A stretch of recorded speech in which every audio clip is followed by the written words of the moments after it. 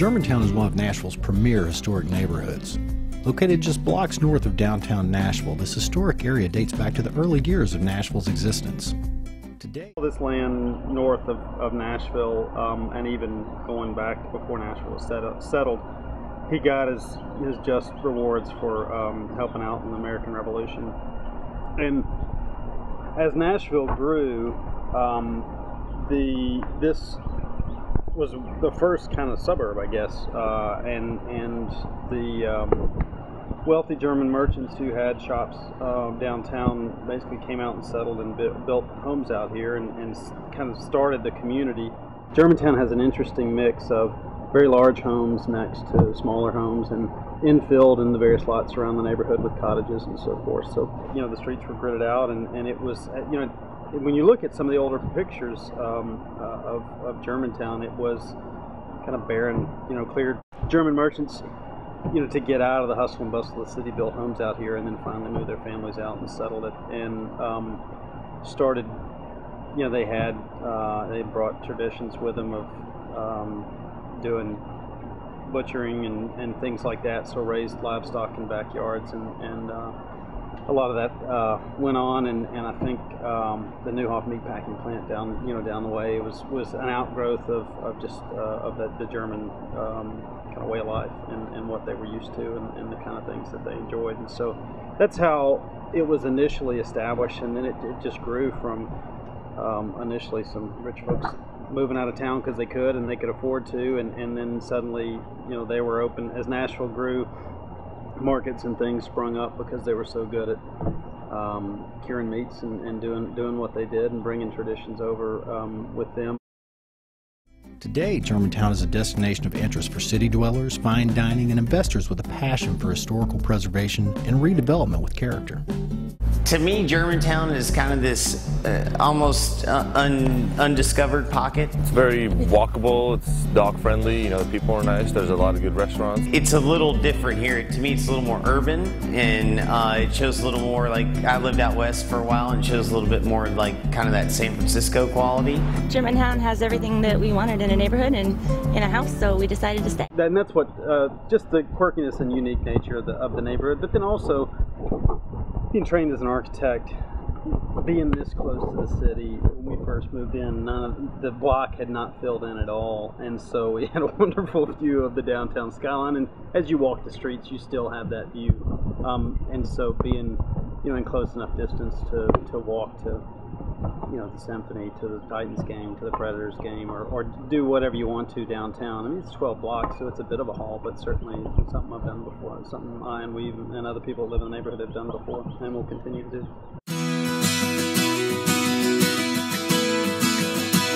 Walking the dogs on a regular basis and just happened to notice there was continuous water running out of one of our neighbors' houses. He was an older black man who'd lived here longer, I think, than most anybody else who's been here, and was in failing health, and one of the neighbors owns property across the street and knew him and used to, I think, cut his yard for him and knew the situation, and we just kind of came together, realized that he had a water bill that was $100+ a month for a single man living in his house. Was pretty unreasonable, and the water department had asked him to address it. He just was unable to do it, and so we kind of came together and as a neighborhood did a paint up, fix up on his house, enclosed the back porch where his water heater was sitting, and then the water department provided him with a new water heater. And so that was really an impetus for us to start some of these service projects, and then for the neighborhood association to sponsor that. And we had businesses that would some of the food service businesses in the neighborhood would cater things for us, and we get donations for that, among several other things. So those are the kinds of things that have built community, I think, in Germantown, aside from just neighbors getting out and walking dogs and meeting each other on the street and throwing brings the community together, is that the Oktoberfest and Germantown Street Festival, that is Nashville's oldest continuously running ethnic festival.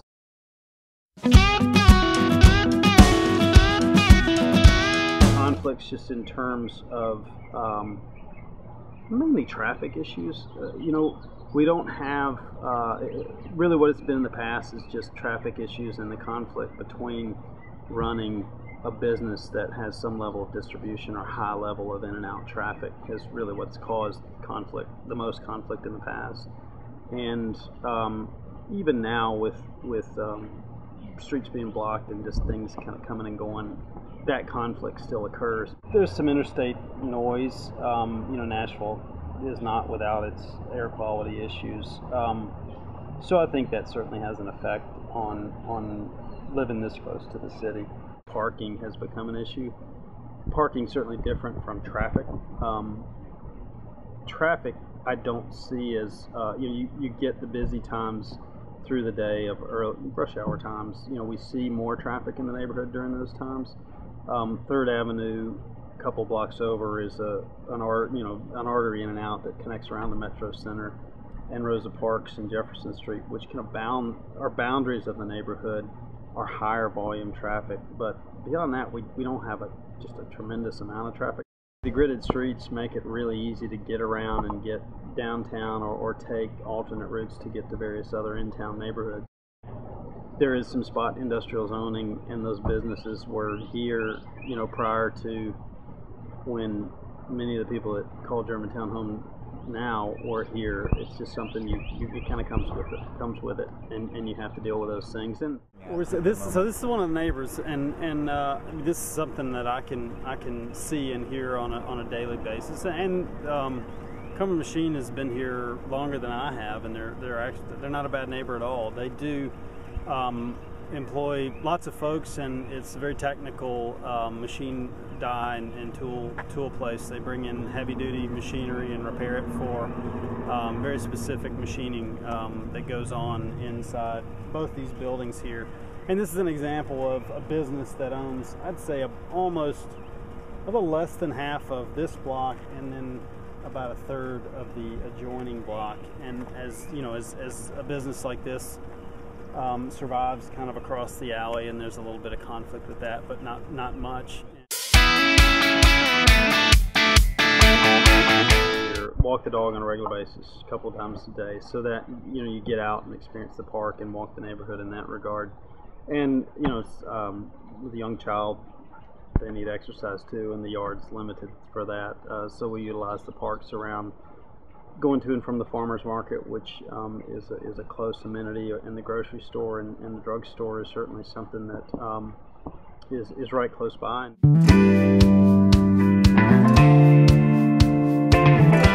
Morgan Park, which is about 4 blocks from here, is a more neighborhood-centered park. It formerly had a baseball diamond on it, so there's a large entire block.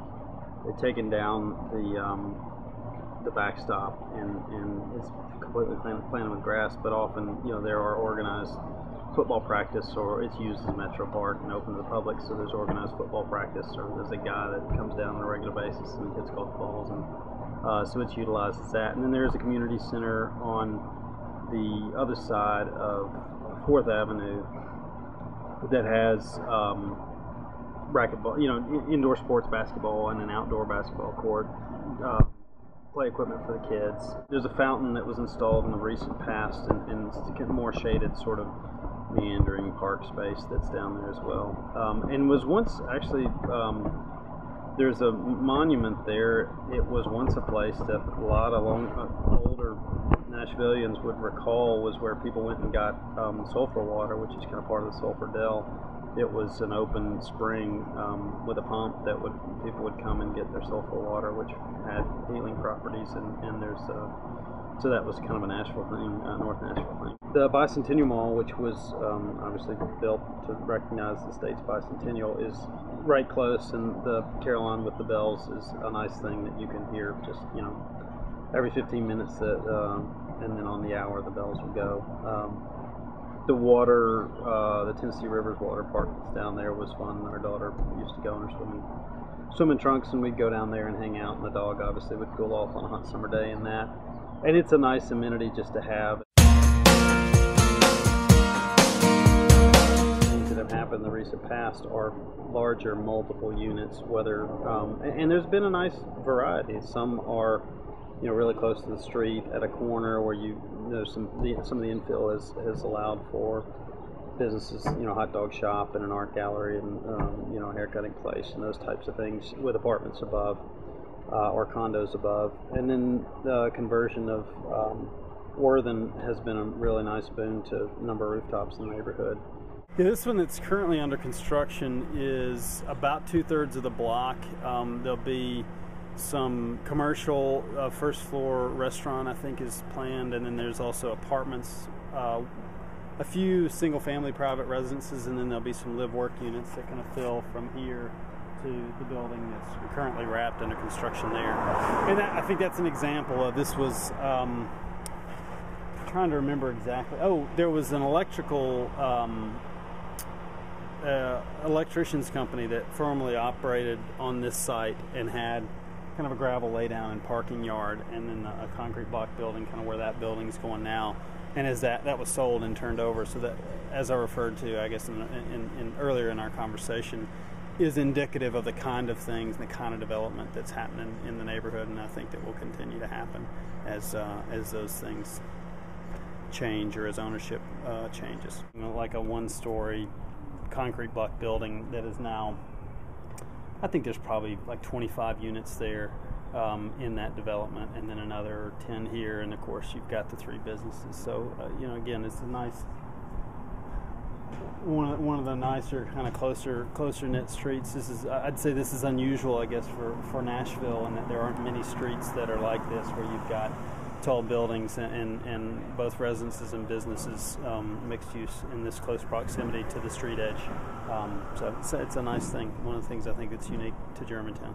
Neighborhood continues to evolve, that more emphasis is placed on the importance of the street, that being street trees and street furniture, and the conflict of street lights, street poles, all those kinds of things is dealt with more thoughtfully than it has been, and less haphazardly than it has been in the past. I hope that will continue, and people will continue to choose to have families here, and even or even empty nesters that choose this as a nice walkable community that will get that variety, and that it will appeal to a wide swath of folks is what I hope to see for the neighborhood. Time will tell whether that bears out.